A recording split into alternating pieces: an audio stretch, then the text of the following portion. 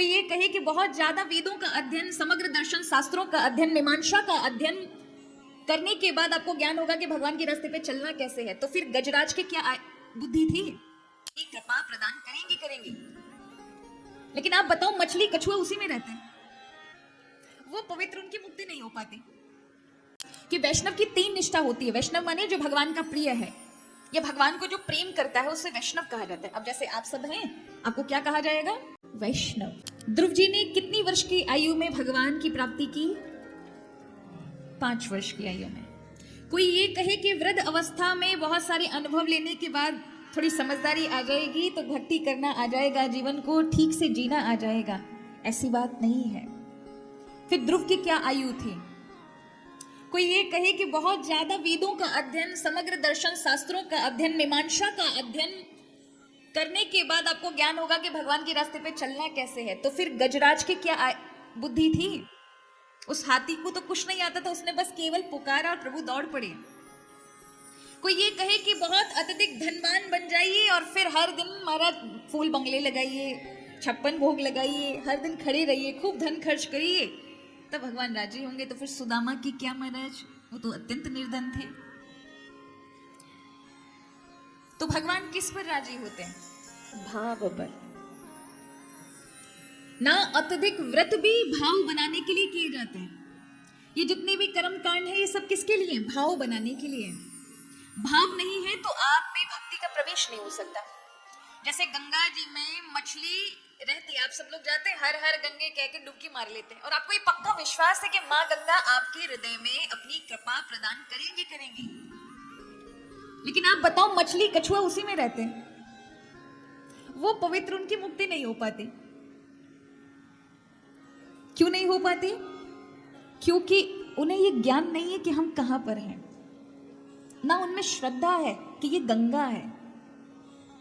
लेकिन जब आपके हृदय में श्रद्धा है और भाव आ जाता है कि ये माँ गंगा है, भगवान का चरणोदक है, तो उस भाव के कारण आपके हृदय में उसका प्रभाव होता है।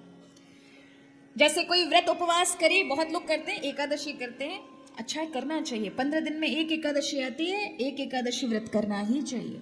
आप कोई व्रत करो मत करो, लेकिन एक एकादशी अवश्य करो। जीवन में अगर उन्नति भी चाहते हो, प्रगति भी चाहते हो, तो भी एकादशी करो, और भगवान की भक्ति चाहते हो।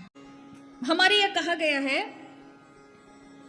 साधु संतों में, वैष्णवों में, कि वैष्णव की 3 निष्ठा होती है। वैष्णव माने जो भगवान का प्रिय है, या भगवान को जो प्रेम करता है उसे वैष्णव कहा जाता है। अब जैसे आप सब हैं, आपको क्या कहा जाएगा? वैष्णव। हमारे यहाँ गुजराती आते हैं, गुजराती भगवान की भक्ति बहुत अत्यधिक करते हैं, और सबसे ज्यादा भक्ति करते हैं यमुना मैया की। किसकी करते हैं? यमुना जी की। आप देखो, पूरे ब्रज में कहीं नहीं घूमेंगे, वो यमुना जी के किनारे 1-1 महीने व्यतीत कर देते हैं। यमुना जी के पास बैठेंगे, यमुना जी का चुंदरी मनोरथ करेंगे, यमुना जी के किनारे भंडारे करेंगे, यमुना जी के किनारे बैठ के नाम जप करेंगे। और आपको एक दिन पहले बताया, शायद मैंने बताया था 1-2 दिन पहले, कि यमुना मैया क्या देती है? कृष्ण भक्ति, श्री किशोरी जी की भक्ति प्रदान कर देती है, रस भक्ति प्रदान कर देती है, ऐसा शरीर प्रदान कर देती है जो भावमय होता है। भाव में शरीर जानते हैं? अभी हमें अनुभव नहीं है, इसलिए नहीं पता। आप इस शरीर से यहां बैठेंगे, लेकिन अंतर भाव में राज्य में आपकी अलग लीला चल रही होगी। और हमारे ब्रज के ऐसे बहुत दिव्य दिव्य महापुरुष हैं जो हमारी दृष्टि में, अभी हम नाम नहीं बता सकते, लोग पहुंच जाते हैं और फिर जाके उनको ही महाराज परेशान करेंगे, उनको भाव राज्य से उनको बाहर कर देंगे। बहुत सारे, असंख्य हैं। एक हमारे ब्रज के संत हैं, थे तो वो सीताराम जी के, अयोध्या से ही राम जी की उपासना उन्हें प्राप्त हुई गुरु परंपरा में, तो उन्हें भावराज की सिद्धि हो गई। शरीर से बैठे बैठे नाम जप करते थे, और किशोरी जी के चरणों का, इसलिए हम कहते हैं सबसे पहले राधा रानी के चरणों को पकड़ो, देवियों को पकड़ो महाराज। ब्रज में जाओ तो यमुना जी को पकड़ लो, श्री जी को पकड़ लो, अयोध्या जाओ तो जानकी जी को पकड़ लो,